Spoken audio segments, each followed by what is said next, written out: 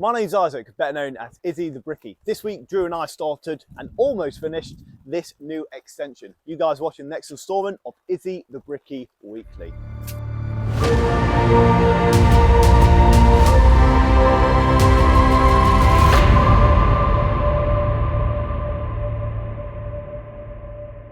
Morning and welcome back to the channel, and we are back on the extension where we put the steels in a few weeks ago. Today and the next few days we're going to be blasting up this brickwork to hopefully full height. We've got a massive bifold door here.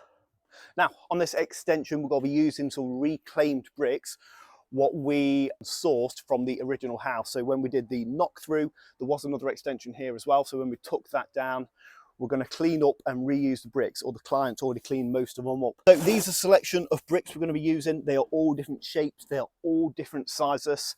So I was going to try and follow the house bond, but that's just not possible because the brick varies from 80mm down to about 50mm sometimes. So lots of different types of bricks. So inconsistency is consistency. We've mixed them all up and hopefully we shouldn't have any issues. So yes, we'll get laying. Yes, there he is, mixing up. Drew loaded out this entire extension Friday. He's now throwing lots of mixers on. He's going to get about 4 mixers out. So there is no reason why Drew should not be laying all day today. The client wanted an extra 2 course off blues because he's going to have ACOs coming up to about there. You see here, I've gone half bond on the bricks. Okay, these are my new blues. These are the old blues below. So, exactly the same brick, but a different batch. Follow me.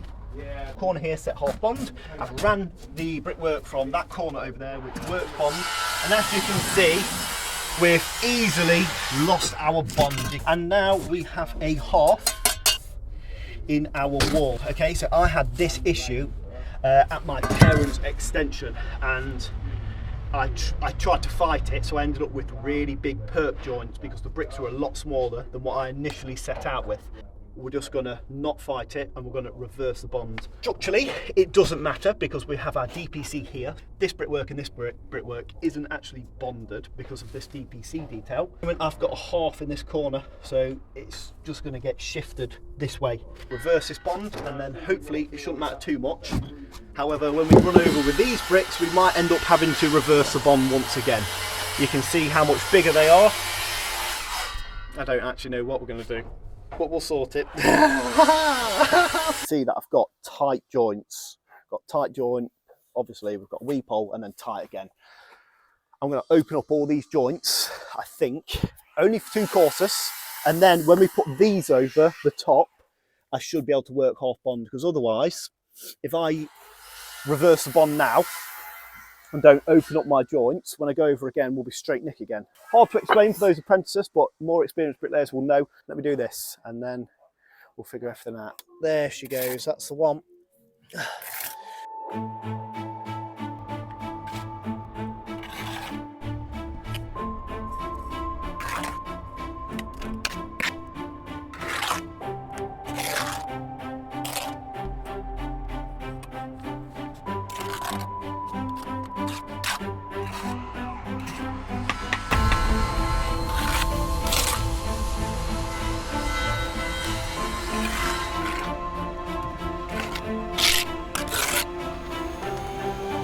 Quickly, I'll speak about the slight bond issue we had earlier.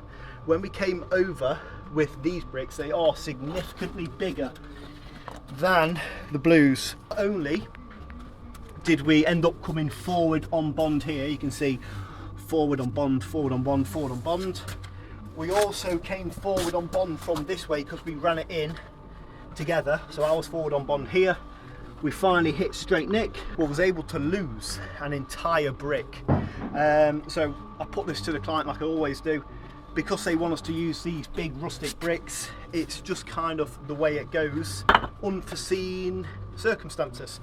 Originally this was going to be rendered, then it was going to be new bricks, and then when we finally turned up, turns out we were reusing the old bricks.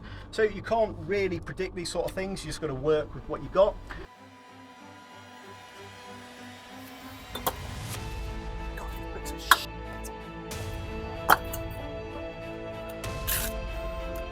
Line up.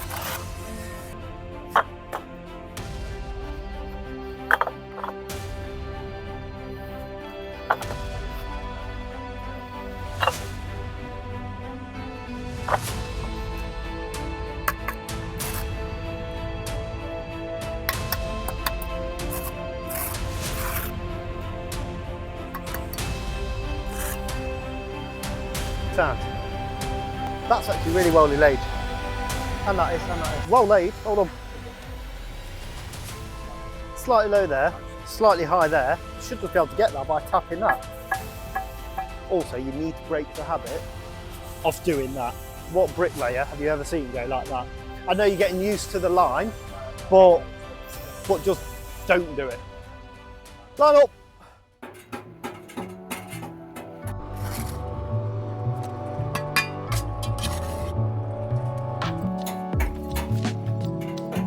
I used to be a right fat little grep. So like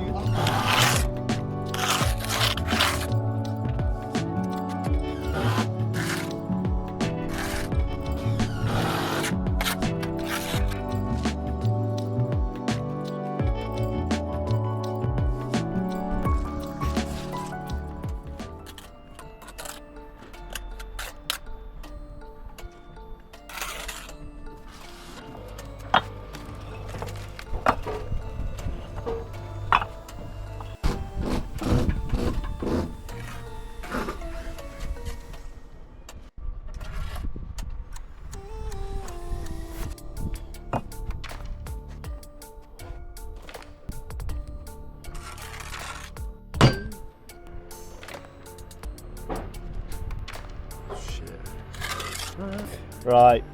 Every I'm time. gonna pick it up, throw some more bed on. Throw some more bed on. That is secretly you trying to get me. You're falling to shit. I'll leave you to it. Try to figure it out.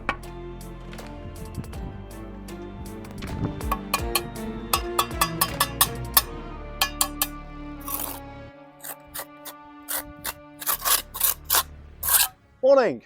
So yesterday we got this brickwork up 14 courses. This morning we have put on 2, 4, 6, 7 courses so far. So it's going all right, just having to reach a little bit now.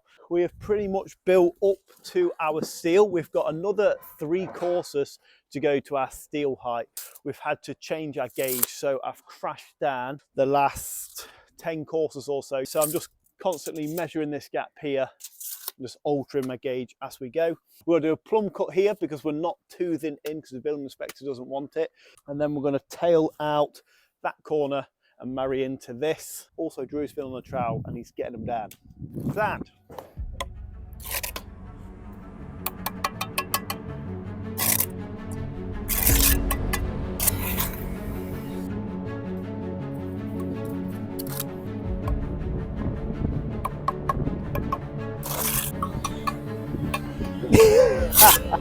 I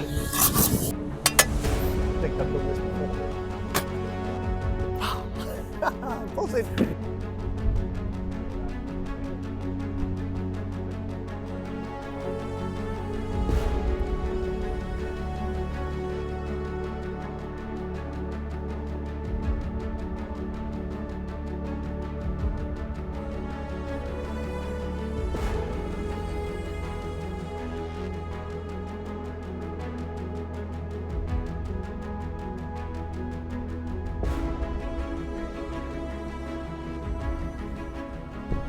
I swear every time I look at Drew's bike, he's got another part missing. How he's still alive, I don't know.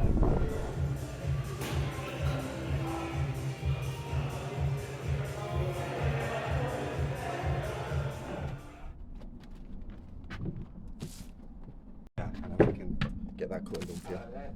Now, yesterday we finished off the plumb cut and I started building that really small pillar. Finished up and tied it up pretty much all the way down there. And that is going to be trestled. Now, we've already got the bifold doors on the job. As a bricklayer, I hate that because I can't alter my opening. Because normally I like to alter my opening. Window fitter comes, measures it, he fits my brickwork. Not in this case. We've got a 3.5 meter opening, and I've had to adjust my pillars to suit. As we spoke about, I think Monday, the bricks are really big what we're using. So I've just ran this out as an example. We've got a half, full brick, half on the end. This leaves us with about a 130 cut or a 3/4. Aesthetically, as a bricklayer and for the client, I don't want like a zigzag joint all the way up. There's no need to do that. A bit more time consuming, but it's going to look better. 1, 2, 3 brick cuts. So I've just whipped off about 20 mil each brick to make it look a lot better, to avoid this zigzag joint, because these are about 230 to 240. So we're going to get over that problem by doing that. So we're going to crack on. Profile setup for today. I've used this method here. Now, Steve and Alex showed me this method, or I saw it in one of their videos. Could build it freehand, but I'm very lazy. All I've done, I've bolted this bit of lath to this fence post. It's plumb, it's level, it's everything it needs to be. I've marked out my gauge. I've just got a really small gap in between the fence post and this timber where I can slide this starter pack into the back of it. The line's not touching my brick or anything like that, and it just works really well. So we're just going to transfer this all the way up. It's a bit of a snug fit, but it works. Also, brand new spot board, brand new stand, and I've got a load more gear in the van from Rhino Build.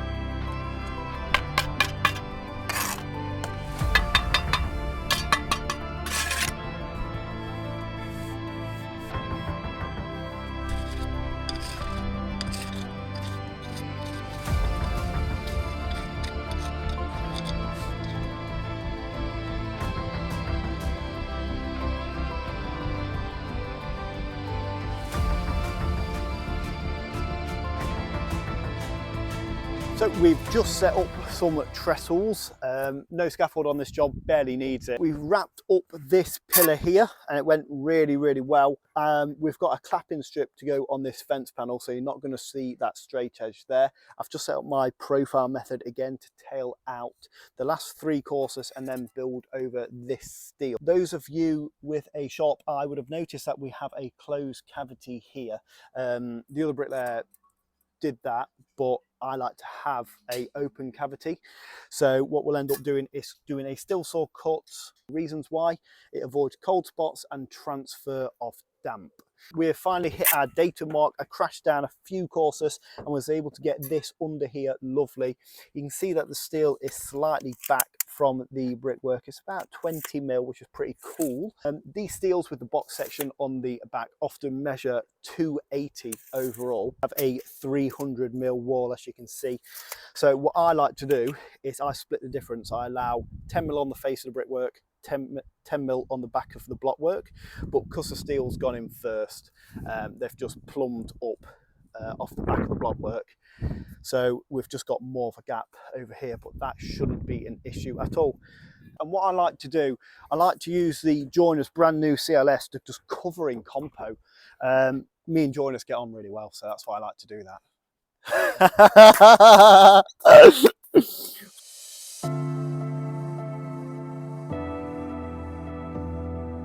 And I've just put in this DPC above this steel here. Now, previously you've heard me state multiple times and on multiple jobs, you don't need a DPC over an opening or a window when you've got less than 600 mil worth of masonry to your roof structure.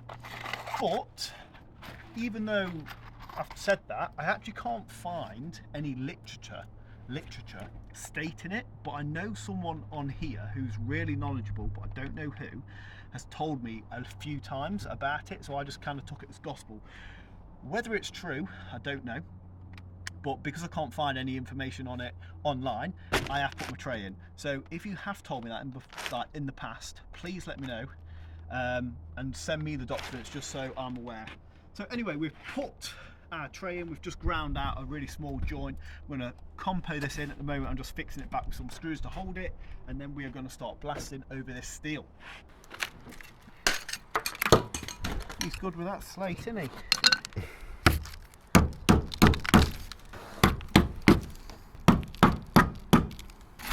Sand.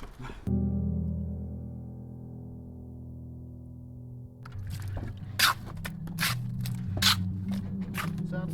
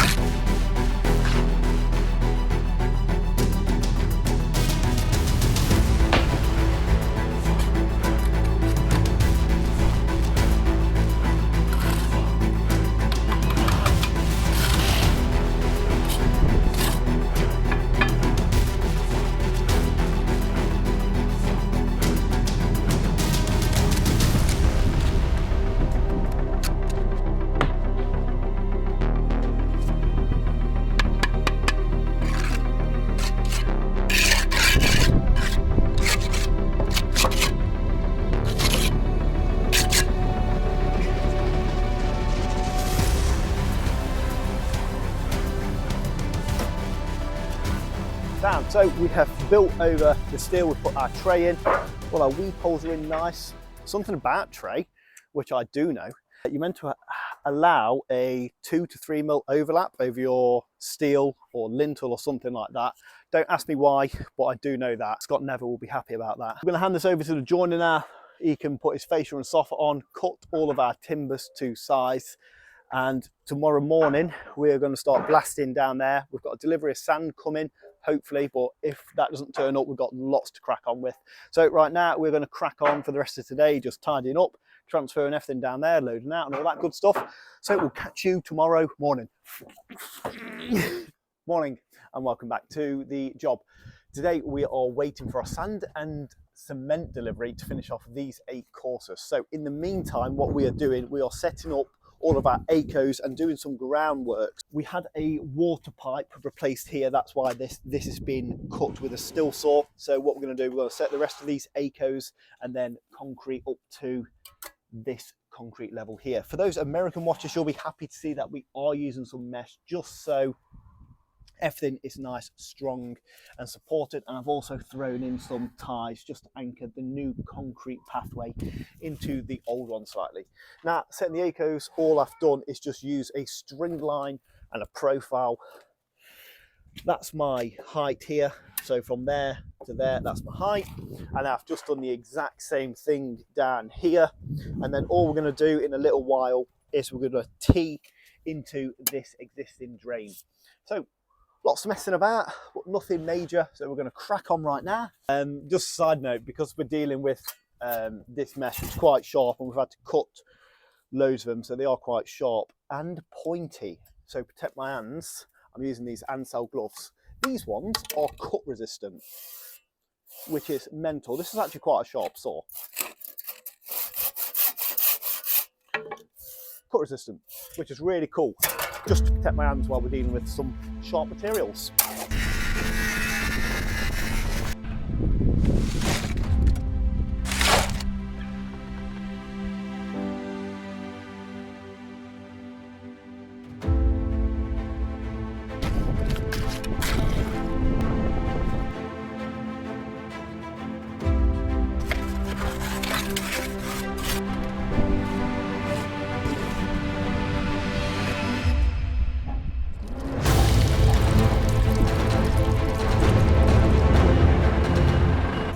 Right, we've got all of the ACOs in and we are now just concreting everything in place and finishing off this old path. Earlier I tested it with some water to see how it went and it did go all right. So we've got a small detail there what's been flaunched and cut in really nice. The delivery has finally turned up, so we need to get this ton bag of sand off the street and into the back of the garden. We've also just been doing other little bits and bobs with the roof and helping the joiner out. So plenty still to do. So we're going to crack on, get the rest of this concreting in.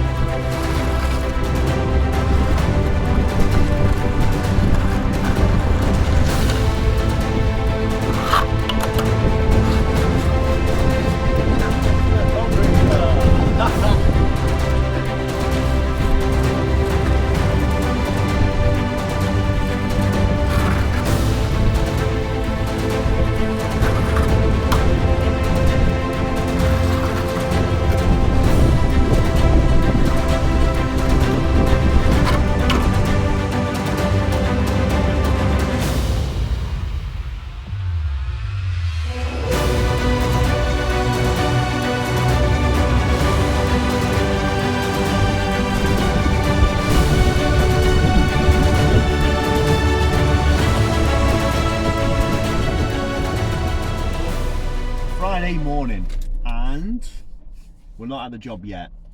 I'm outside a motorbike shop waiting for Drew to drop off his motorbike so we can get serviced and fixed up because there are still multiple things wrong with it, like always. Bless him. So weather today is absolutely shocking. Didn't even check the weather last night. Just assumed it was going to be really nice again like this week. T-shirt tan is solid. So we're gonna see how the weather is and we're either gonna go in and get wet like we always try to do, or I might just leave it. We're gonna have to assess the situation. So either way, I'll catch up with you in a little bit.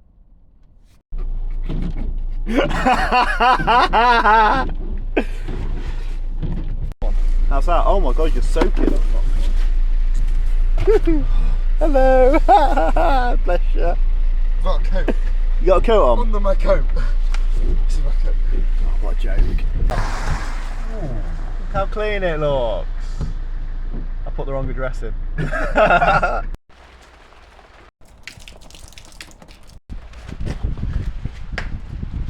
Shorts. Shorts. Shorts. We like to show face, don't we, Drew? We do, man. We do. Show willing. So willing. We'll drive 40 minutes to get here and then go straight home. Mint.